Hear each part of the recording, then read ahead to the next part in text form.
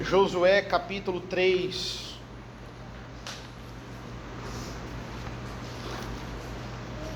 Hoje vamos ver todo o capítulo, mas agora eu vou ler os 6 primeiros versículos desse capítulo. Josué capítulo 3.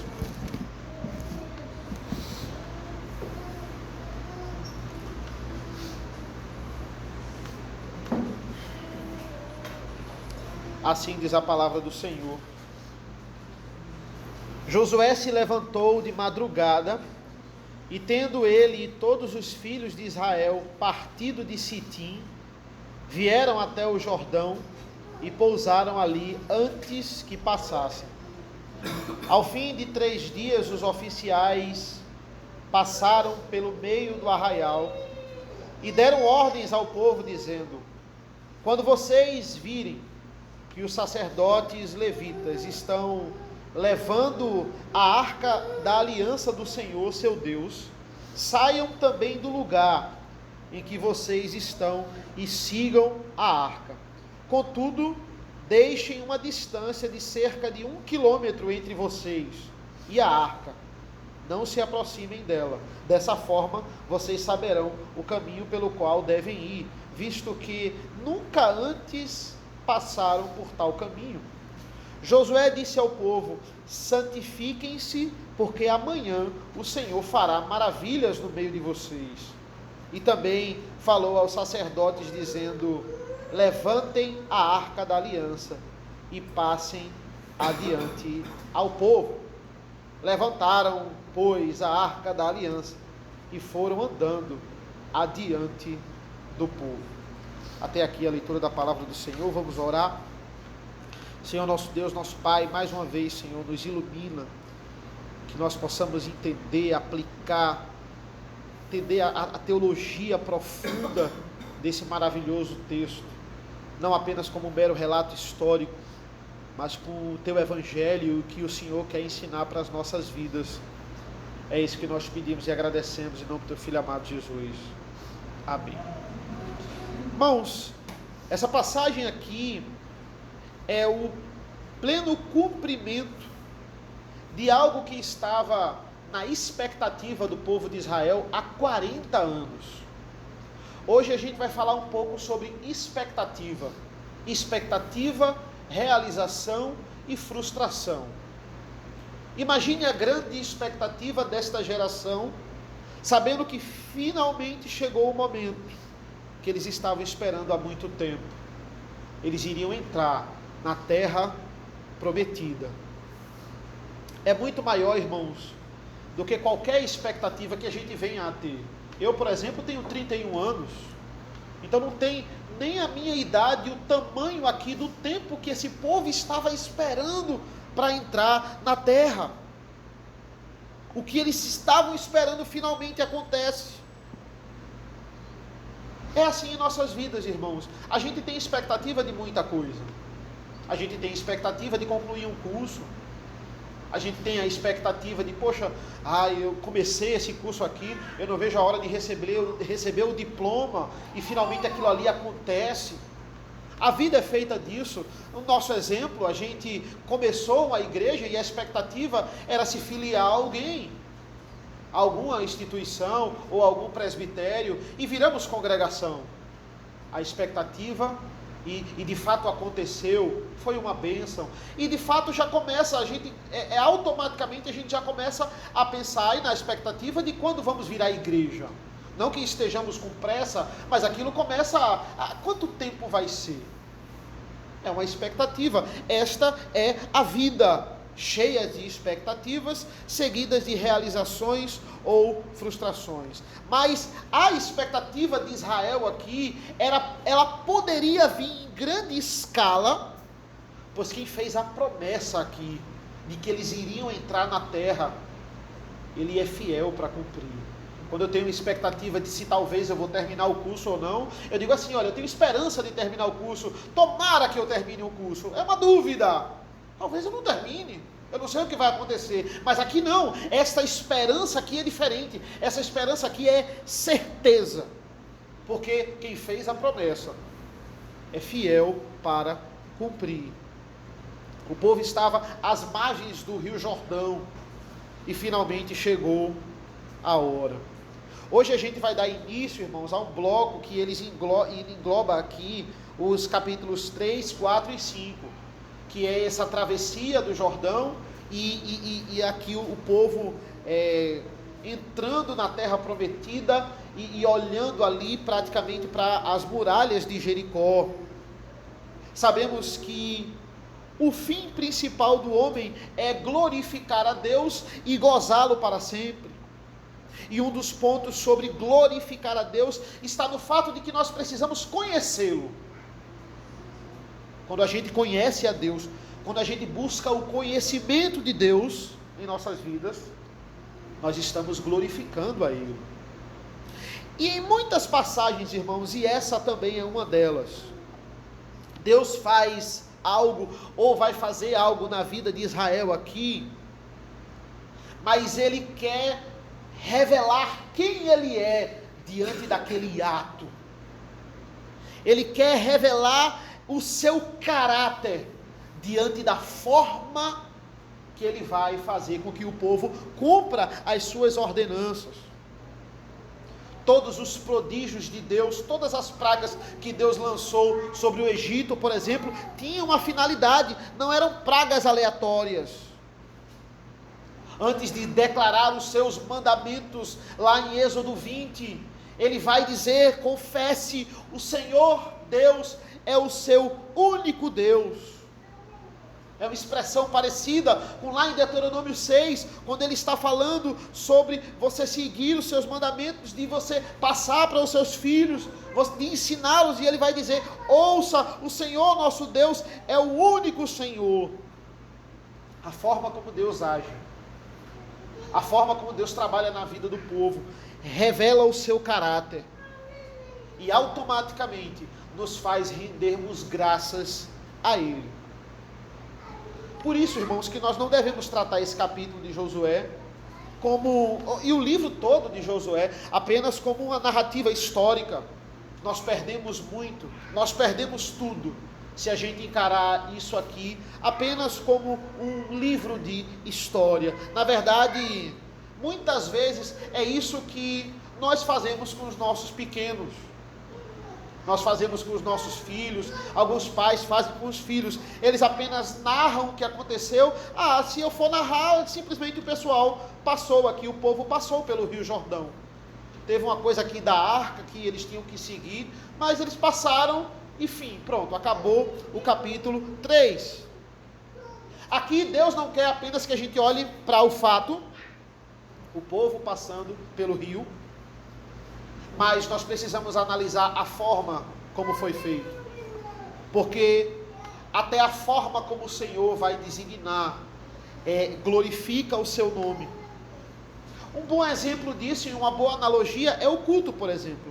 Nós não apenas devemos realizar o culto ao Senhor, simplesmente vai lá e faça como você quiser, contanto que seja o culto ao Senhor. De forma nenhuma, nós devemos realizar o culto ao Senhor da forma como Ele ordenou. Do contrário, nós não estamos glorificando a Deus. E automaticamente isso vai atrapalhar no nosso conhecimento de Deus. Iremos, pelo contrário, levantar a ira de Deus. E terrível coisa é cair nas mãos de um Deus irado. Irmãos, o que vimos na semana passada? Vimos a grande história de Raabe. E quem não esteve aqui, eu recomendo vocês verem lá a pregação, até porque nós vamos voltar para a história de Raabe. A gente volta a falar de Raabe no capítulo 5. Josué vai se encontrar com ela. E como é importante, apenas destacando alguns pontos aqui, para a gente entrar no capítulo 3, Raabe entra na história porque José pede para 2 espias irem lá colher informações em Jericó. Raabe morava em cima do muro, literalmente. E eles vão parar naquele prostíbulo ali. Por que naquele prostíbulo? Porque nós vimos que o prostíbulo ficava logo quando eles entram. E segundo, que o prostíbulo era um lugar ideal aqui para colher informações. Que informações os espias queriam saber? O que é que Jericó estava fazendo diante da situação de ter o povo de Israel e o Deus de Israel às portas daquela cidade. Se eles tinham algum trunfo, se eles tinham alguma carta na manga, o que é que poderia ser valioso para o povo de Israel nesse momento de invasão? Os espias queriam colher isso. E de fato eles colheram diretamente com Raabe. O diálogo de Raabe e a confissão de Raabe no capítulo 2 é justamente o que eles queriam ouvir. Olha, o povo está tremendo de medo. Nosso coração e o coração dela estava desmaiado, porque ela viu o fato de estar perante um Deus de justiça, e que ela estava do lado inimigo. Ela estava arrependida. Eles perceberam o clamor daquela mulher e a fé daquela mulher, e prometeram proteger a vida dela e da casa dela. E qual é a conclusão do capítulo 2? Versículo 24. Eles voltam a Josué, versículo 24, e disseram a Josué: certamente o Senhor entregou toda essa terra em nossas mãos, e todos os seus moradores estão se derretendo de medo por causa de nós. Que garantia melhor Josué poderia ter? E aí adentramos no nosso capítulo 3. Vale destacar, irmãos, olha o versículo 10 do capítulo 3. Olha o versículo 10.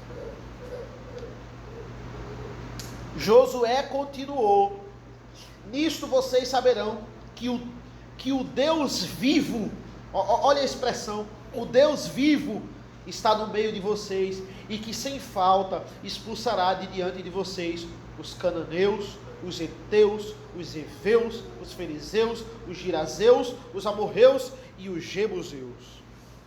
O que temos aqui é muito mais do que uma narrativa histórica.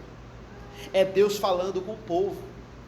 É Deus falando conosco. Além de vocês vencerem, de vocês simplesmente vencerem, vocês saberão que o Deus de vocês entregou todos esses povos aqui nas mãos de vocês, e vocês saberão que eu estou vivo. Eu não sou aqueles deuses que são invenções humanas, que estão mortos, que não fazem nada. Eu estou vivo, eu sou o Deus vivo. Essa expressão é muito interessante. Ele está dizendo: eu sou o que qualquer Deus não é. É interessante o capítulo 4, porque temos a conclusão dessa passagem aqui pelo Rio Jordão, e não vamos nos ater ao capítulo 4 hoje, mas vale a pena a gente pelo menos ler a conclusão aqui desse termo aqui. Veja o capítulo 4, versículo 21 a 24, ele vai dizer assim: e Josué disse aos filhos de Israel, quando no futuro os filhos perguntarem aos seus pais: o que significam essas pedras? Expliquem aos filhos de vocês, dizendo: Israel passou em seco esse Jordão, porque o Senhor, o seu Deus, fez secar as águas do Jordão diante de vocês, até que vocês tivessem passado, como o Senhor, seu Deus, fez com o Mar Vermelho, que ele secou diante de nós, até que tivéssemos passado, para que todos os povos da terra saibam que a mão do Senhor é forte, a fim de que vocês temam o Senhor, seu Deus, todos os dias. É para que vocês me conheçam, é para que vocês saibam que eu sou poderoso.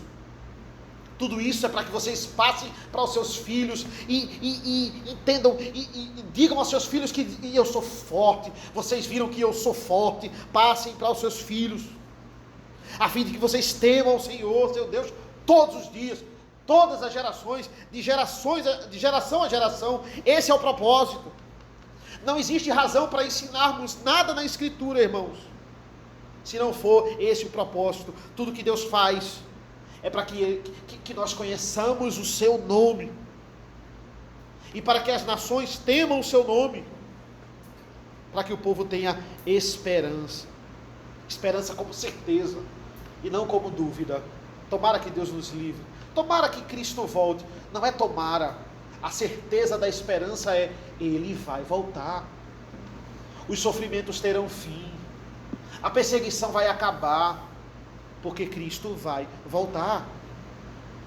Temos uma divisão clara no texto, aqui no capítulo 3, a primeira parte foi a que eu li, dos versículos de 1 a 6, a arca aqui, ela tem um papel importantíssimo. Vamos reler o versículo 3, e diz assim: e deram ordens ao povo, dizendo, quando vocês virem o que os sacerdotes levitas estão levando, virem que estão levando a arca da aliança do Senhor, seu Deus, saiam também do lugar em que vocês estão e sigam a arca. Sabemos que na leitura bíblica, repetição é ênfase. Só para vocês terem uma noção, nos capítulos 3 e 4, apenas nesses capítulos de Josué, a arca, o termo arca da aliança, ele é repetido 17 vezes. Se é tão mencionado assim, é porque a arca da aliança é a coisa mais importante dessa passagem. É o centro dessa passagem. Mas por que é tão importante? A primeira coisa que nós precisamos entender é quais são os critérios aqui mencionados sobre o tratamento da arca. Qual é o tratamento que a arca vai ter? Versículo 4. Contudo, deixem uma distância. Olha a relação entre o povo e a arca. Deixe uma distância aqui de cerca de 1 quilômetro entre você e a arca. Não se aproxime dela. Isso é o povo e a arca. Dessa forma vocês saberão o caminho pelo qual devem ir, visto que nunca antes passaram por tal caminho. A NAA aqui, ela já interpreta, né? Ela coloca 1 quilômetro, que essa era a distância mais ou menos entre a que o povo deveria ter, é quase 1 quilômetro de fato. Veja, ele está dizendo, a arca vai na frente do povo, o povo com essa certa distância de quase 1 quilômetro. Por quê? Porque a arca vai guiar. E ele dá a justificativa, olha, porque vocês nunca passaram por esse caminho antes. A arca vai na frente guiando vocês. Qual a finalidade disso? O próprio versículo 4 responde. Ele diz, a finalidade é para que vocês saibam o caminho que vocês devem ir. Porque vocês nunca passaram por aqui. Mas vocês não vão se aproximar dela. Para que vocês conheçam o que Deus está fazendo. Vocês vão precisar manter essa certa distância. Nós sabemos, irmãos, isso é um fato, a arca ela é santa. Mas eu não creio que essa seja a ênfase do texto.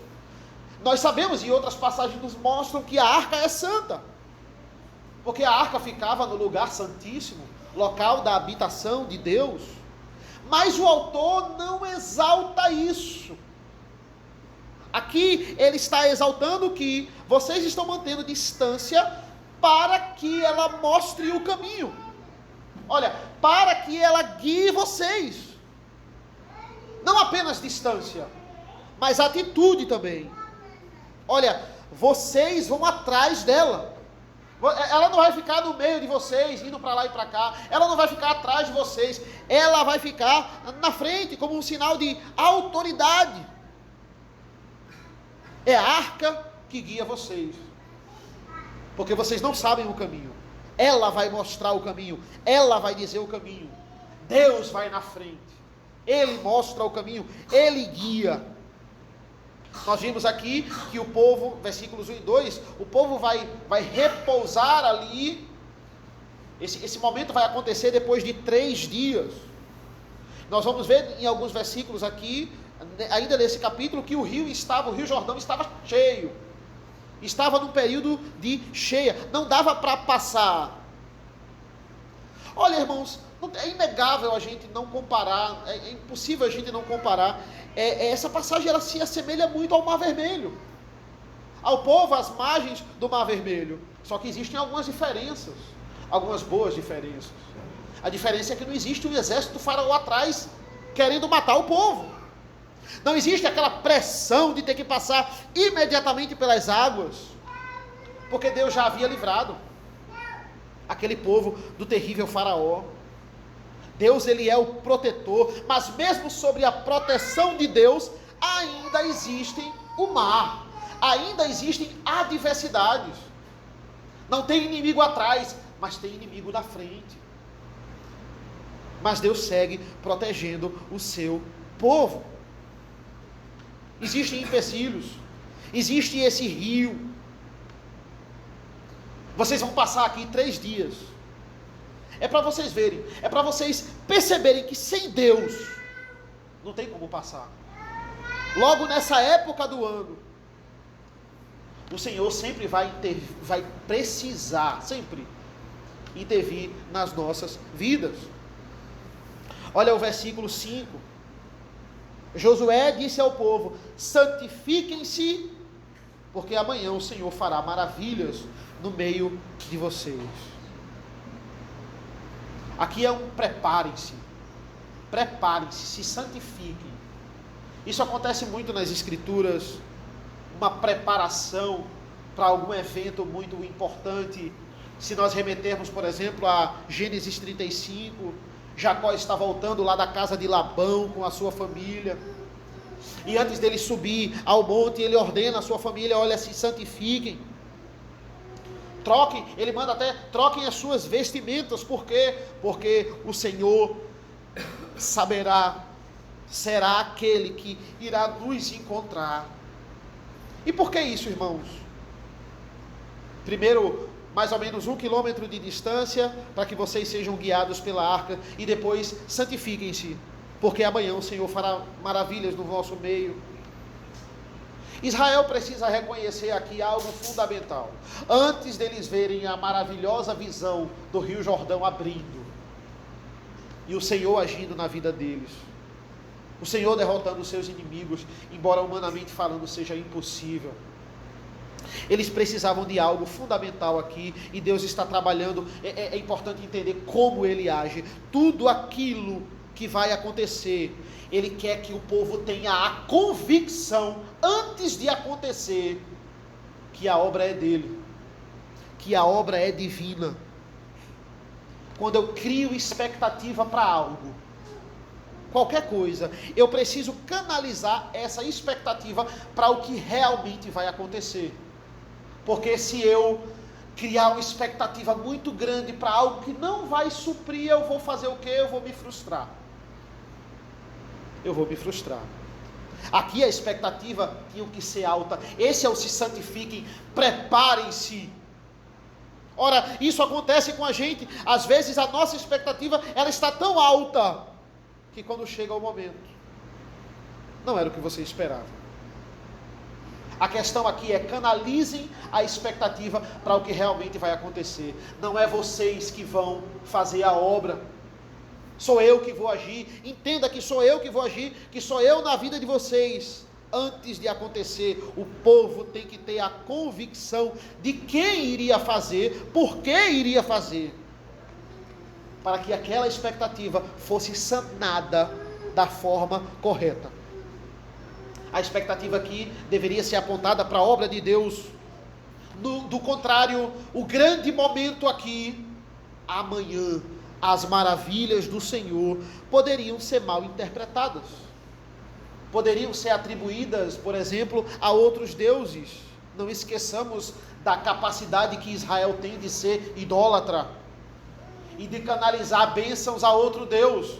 Não só da capacidade de Israel, da nossa também. Da nossa idolatria, da nossa natureza caída.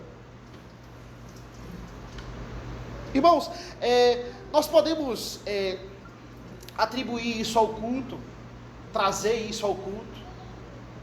A Arca da Aliança guiando o povo é o sinônimo direto aqui da presença de Deus. O que é o culto ao Senhor? Aqui você vai ver o sacrifício de Cristo no sacramento. Aqui nós vamos ver a pregação da palavra, nós vamos louvar em comunhão, dar glórias a Deus. Você vai ver tudo isso, mas você não vai compreender o verdadeiro significado dessas coisas se você não se preparar. Preparem-se. Não nos santificamos, muitas vezes, não guardamos o nosso coração. Muitas vezes as pessoas chegam na casa de Deus apressado, como se tivesse marcado uma reunião com qualquer pessoa. Muitas vezes nós tratamos Deus como qualquer pessoa de uma reunião qualquer. Irmãos, Eu não sei se já aconteceu com vocês, já aconteceu comigo algumas vezes, quando a gente vai no museu histórico, quando a gente visita lá, e a gente entra numa sala sobre determinado assunto, por exemplo, o Museu do Sertão, tem um corredor ali, com músicas populares pernambucanas, e tem um fone para você ouvir cada música.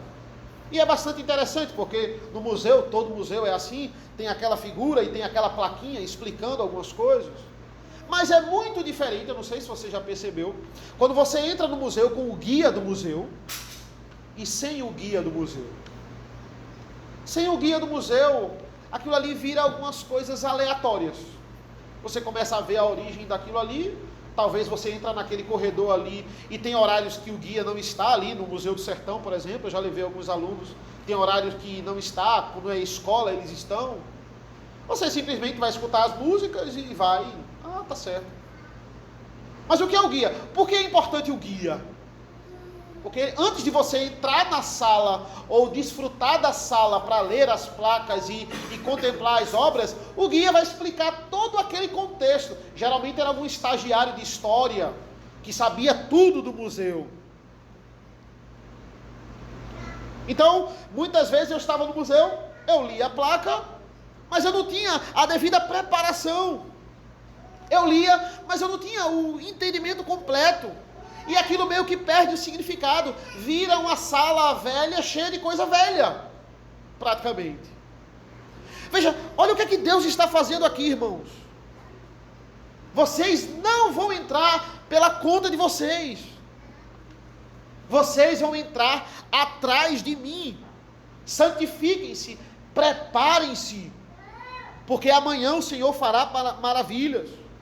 Tudo isso é para que vocês compreendam o que está acontecendo aqui. Olha, a salvação pertence a mim, não está com vocês. A força disso tudo, o poder disso tudo, vem de mim, procede de mim. Deus está dizendo, preparem-se, entendam o que vai acontecer, para que quando acontecer, vocês compreendam de onde veio as maravilhas do Senhor e o significado delas.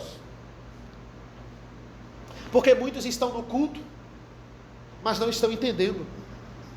Estão ouvindo, mas não estão compreendendo. Estão cantando, mas não estão meditando na letra. Estão orando, mas não estão orando porque só estão de olhos fechados, mas pensando em outra coisa. Porque estamos no culto e muitas vezes não aproveitamos o culto porque não nos preparamos. Simplesmente não nos preparamos. Quando apreciamos corretamente as maravilhas do Senhor, somos fortalecidos na fé. Embora o Jordão não abra diante dos nossos olhos, o Mar Vermelho não abra diante dos nossos olhos, aqui é a mesma fé.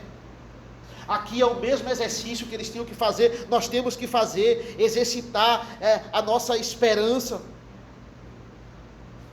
A fé é nossa, a esperança é nossa, a expectativa é nossa, porque é o mesmo Deus. Se você não se impressiona com a presença de Deus no culto público, com as maravilhas de Deus que emanam da sua palavra no culto solene, é porque você não se preparou para vê-lo como Ele é. Eu preciso me santificar para que na hora de adorá-lo, eu veja como Ele é. Esse é o primeiro ponto. Preparem-se para contemplar a minha obra. Mas agora o que eles vão aprender é o Deus que exalta o seu servo. Deus vai exaltar aqui, destacar Josué.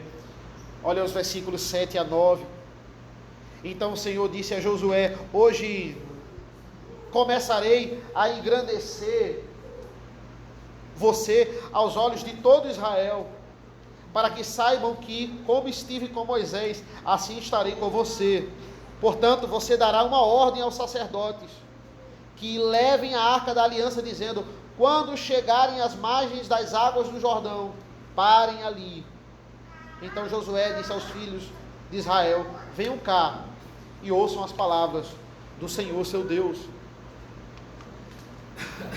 Alguns não dão importância a esses versículos, mas eles são muito importantes, porque Deus está aqui, literalmente, autenticando a liderança de Josué. O povo obedecia a Moisés. Quando obedeciam a Moisés, estavam mostrando que confiavam em Deus e em Moisés. Quando o povo não queria confiar em Deus, automaticamente não obedecia a Moisés, e eles eram punidos. Deus está dizendo no versículo 7, olha, eu vou engrandecer você aos olhos de todo Israel. Ou seja, tudo que você dirá vai acontecer. Eu vou dar credibilidade às suas palavras. Eu vou usar o meu poder para isso. O que Josué dissesse seria feito. Primeiro, entendam a minha obra. Segundo, saibam quem é o líder, quem eu escolhi para governar vocês. Mas outra coisa precisava ser esclarecida: o poder de Deus sobre aquela situação. Entendam o meu poder. Versículo 10. Josué continuou. Eu já tinha lido, né? Vou reler aqui. Ele vai dizer assim, do 10 ao 13: nisto vocês saberão que o Deus vivo está no meio de vocês, e que sem falta expulsará de diante de vocês os cananeus, os heteus, os heveus, os ferezeus, os girazeus, os amorreus, os jebuseus, os amorreus e os jebuseus. Versículo 11: eis que a arca da aliança do Senhor de toda a terra vai passar o Jordão na frente de vocês. E agora escolham 12 homens das tribos de Israel, um de cada tribo. Quando as plantas dos pés dos sacerdotes que levam a arca do Senhor Deus, o Senhor de toda a terra, tocarem nas águas do Jordão, elas serão cortadas, a saber, as águas que vêm de cima se amontoarão. Aqui é a mesma descrição para o que aconteceu no Mar Vermelho. Assim que vocês colocarem os pés, a água será cortada. Vocês irão conhecer o Deus vivo, o poder do Deus vivo. Irmãos, aqui o contexto é que o povo estava entrando numa terra cheia de inimigos. Estava entrando numa terra cheia de inimigos bem preparados, com grandes exércitos e com muralhas fortificadas. O que é que Deus estava trabalhando aqui com esse milagre de abrir novamente o mar? Estava trabalhando a confiança daqueles homens, para vocês entenderem que dentro desse cenário humanamente desfavorável, vocês irão conseguir possuir a terra pela fé.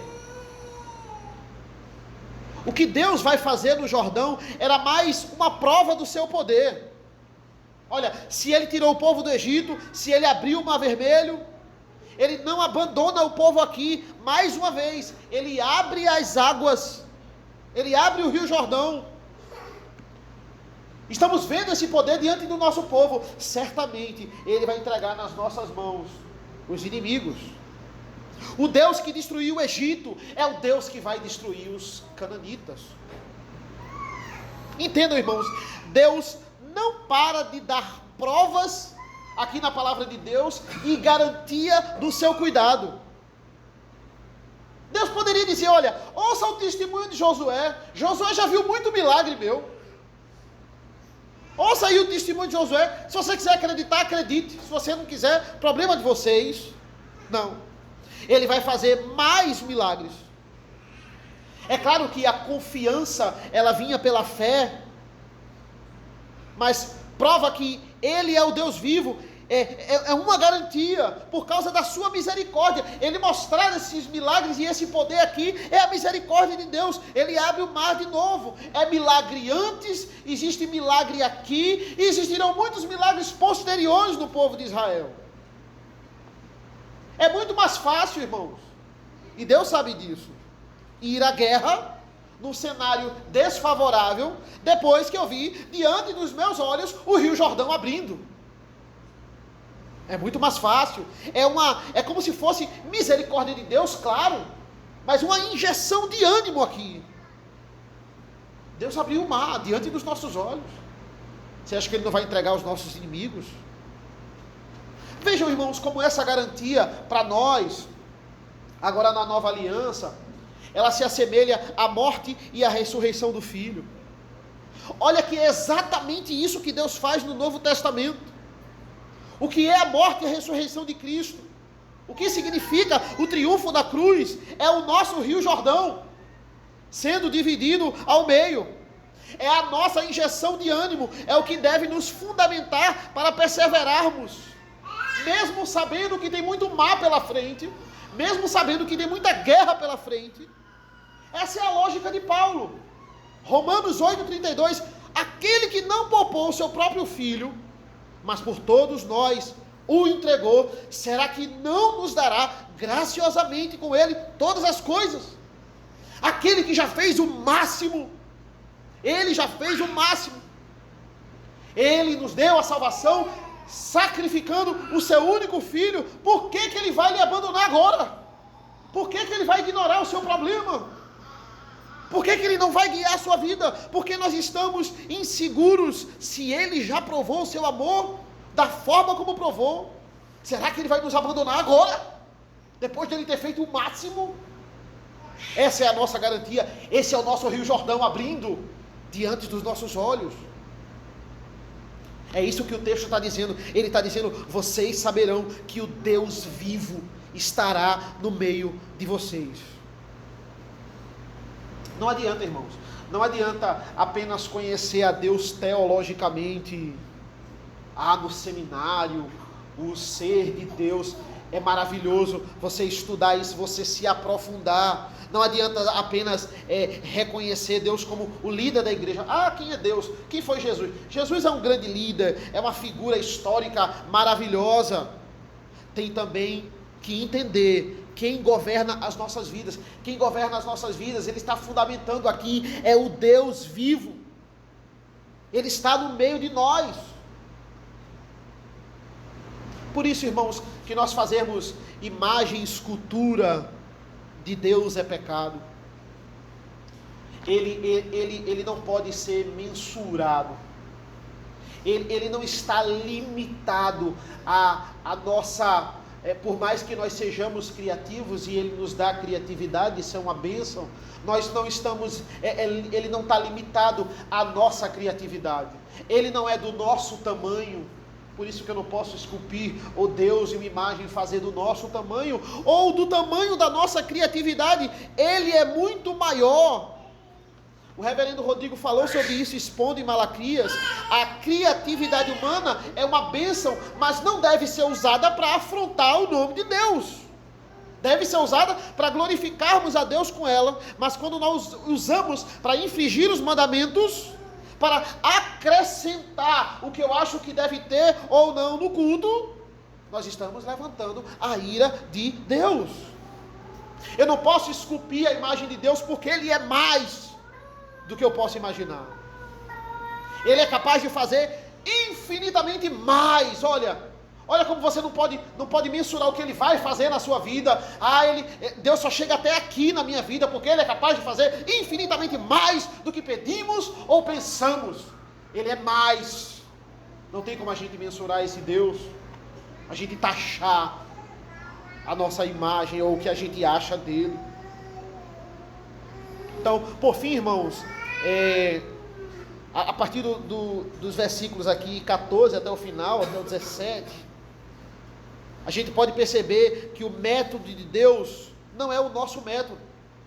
A forma como Deus age na nossa vida e agiu no povo de Israel sempre vai nos surpreender. Deus sempre vai nos surpreender, porque Ele é sempre superior ao que a gente possa pensar em nossas vidas. Olha o versículo 14 e 15. No versículo 14 e 15 nós temos um problema. No versículo 16 nós temos a solução.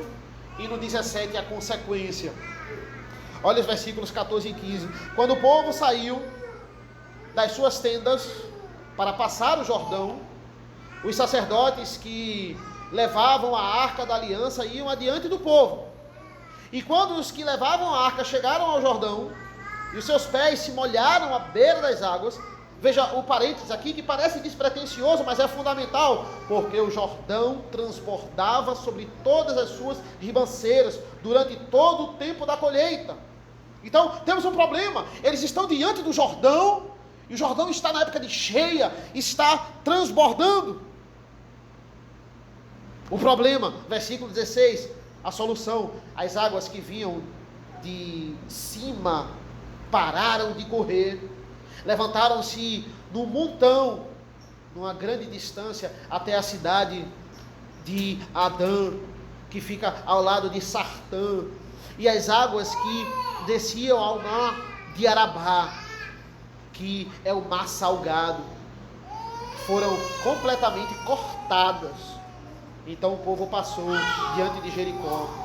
Versículo 17, a consequência: porém os sacerdotes que levantavam a arca da aliança do Senhor pararam firmes no meio do Jordão, e todo o povo passou a pé, enxuto, atravessando o Jordão. Irmãos, parece uma informação despretensiosa, não, porque o rio é cheio e transbordou aqui e estava muito cheio. Veja, quando o rio Jordão, apenas um dado histórico que eu colhi, quando o rio Jordão ele estava no período de cheia, ele chegava a invadir 4 quilômetros adentro na terra. Tinha que ter uma distância de 4 quilômetros quando o rio estava seco, porque quando ele enchia, ele iria adentrar 4 quilômetros. Deus está mostrando, olha, não dá para passar de jeito nenhum. Logo naquele tempo do ano, Deus escolheu logo essa época. Porque Deus escolheu uma época que é impossível passar o Jordão. E interessante porque o narrador aqui, ele não enfatiza, ele apenas descreve. Ele vai dizer, olha, Deus... ele não vai dizer assim, Deus usa esse período para provar o seu poder. Não, mas aqui não precisa. Ele não dá uma justificativa direta, mas o que a gente tem? A gente tem uma tendência. Qual é a tendência? É como eu falei na escola dominical, é a marca de Deus. Deus gosta de mostrar o impossível na sua frente, para que você tire todas as chances de atribuir mérito seu naquilo que Ele vai fazer. Ele gosta de mostrar diante dos seus olhos o impossível. Não tem como a gente agir pela nossa conta. Deus faz isso muito na história de Israel, muito na sua palavra. É um método impressionante. Uma dificuldade a mais aqui. Vocês vão passar o rio no período de cheia, que ele esteja mais violento. Aqui as águas estavam violentas. Não tem como, só para ficar claro, que Israel não pode confiar em si mesmo. No capítulo 3, a arca começa a marchar. Para Deus ser conhecido. Em primeiro lugar, para que nós nos santificássemos. Em segundo lugar, para que nós conheçamos o seu poder, para que nós entendamos quem é o líder ali, Josué, que tem um líder que responde ali, e para sabermos que só Ele tem o poder para nos redimir, e não há forças em nós para fazer o contrário. Não há forças em nós. É importante a gente ressaltar sobre a arca da aliança aqui, irmãos. O que significa a arca? No tabernáculo, nós sabemos disso, existia o santo lugar e o santíssimo lugar, e a arca ficava dentro do santíssimo lugar. O lugar era santo, existia o santo dos santos, e ela ficava no centro do centro, no centro do lugar mais santo. E Deus, de maneira especial, estava presente diante de anjos e querubins. Porque ela ia adiante do povo e ela mostrava o caminho. O local onde a arca ficava no tabernáculo era o local onde Deus falava. É o símbolo da presença de Deus e da fala de Deus, do agir de Deus. Na tenda da congregação, onde Deus falava com Moisés aqui. O que é que isso, como podemos trazer isso para o Novo Testamento? Como podemos trazer isso para os dias de hoje? O que é para nós a Arca da Aliança? Entenda que dentro do tabernáculo, no centro do centro, a arca era o ápice da revelação de Deus. o local da habitação de Deus. Irmãos, a Arca da Aliança para nós é o momento da pregação da palavra no culto solene. É o oráculo de Deus nos dias de hoje, é a pregação da palavra. No Antigo Testamento isso era feito no Santíssimo Lugar. É na preparação da palavra que nós ficamos mais familiarizados com a mente de Deus. Ou seja, nos achegamos mais a Ele, igual ao sacerdote na tenda da congregação. No Antigo Testamento, só o sumo sacerdote, uma vez por ano. No Novo Testamento, tem a intrepidez, tem a ousadia para entrar no Santo dos Santos. Não deixemos de congregar. A arca para nós é a simples e pura pregação do Evangelho. É o Evangelho que nos guia e vai à frente de nós. Quando a palavra era lida e pregada, os reformadores, eles diziam assim, eles costumavam dizer, os reformadores, era como se a arca aparecesse no meio do povo. A arca apareceu no meio do povo. Mas não apenas a pregação, os sacramentos também. O batismo e a Santa Ceia. O que essas práticas no culto, elas significam? É como se existisse no culto a hora santa e a hora santíssima. A pregação e a prática dos sacramentos é a hora santíssima. É o ápice. Olha, o versículo 11, ele vai dizer assim, eis que a arca da aliança do Senhor, de toda a terra, vai passar o Jordão na frente de vocês. Irmãos, quando a palavra é pregada de forma bíblica, de forma fidedigna, quando os sacramentos são ministrados, nós podemos caminhar, porque o que é mais importante está nos guiando. A arca da aliança, ela está presente no nosso meio. É a pregação da palavra, é o falar de Deus. Então, diante disso, irmãos, temos algumas aplicações, duas rápidas aplicações, 2 pontos aqui, para nós aplicarmos dentro desse texto. O primeiro é que a nossa arca é Cristo, irmãos. A nossa arca, ela é o Evangelho. Onde Cristo é pregado, Ele vem, nós somos acompanhados, ganhamos todos os seus benefícios redentivos. Quando Ele diz à igreja, eis que estou à porta e bato, Ele aparece à igreja e Ele supre a igreja. Os puritanos vão chamar a igreja do mercado da livre graça.